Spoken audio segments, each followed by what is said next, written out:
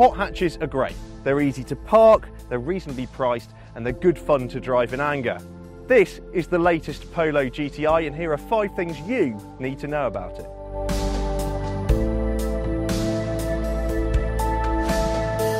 Where others are trying to squeeze more from less, the new Polo GTI actually gets a larger 2-litre turbocharged engine with 197 brake horsepower.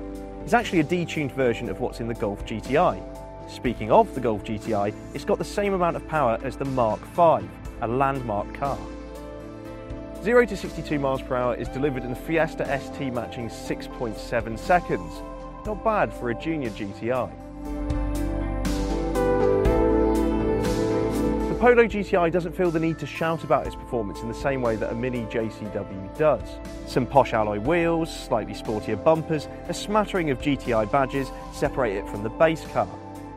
Not everybody wants a trumpet exhaust and a huge rear wing.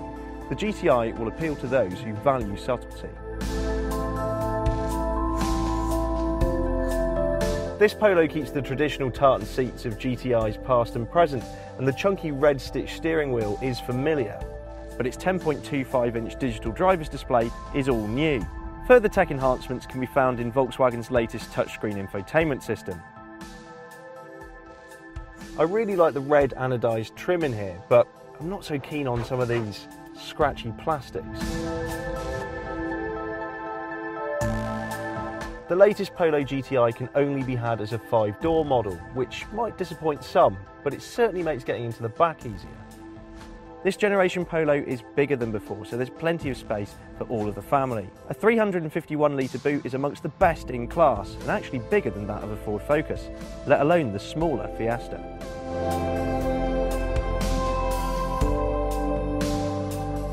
The Polo GTI has always been the sober choice. A good car, but it's always lacked some of the fizz and excitement of some of its hot hatch rivals. So I suppose the real question here is, has Volkswagen managed to shrink the Golf GTI's magic formula? In a word, yes.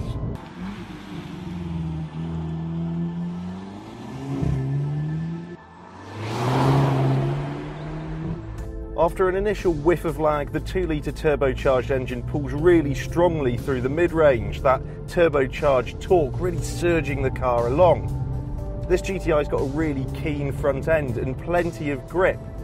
There's not that much body roll, especially whenever you put it in sport mode and firm up the suspension.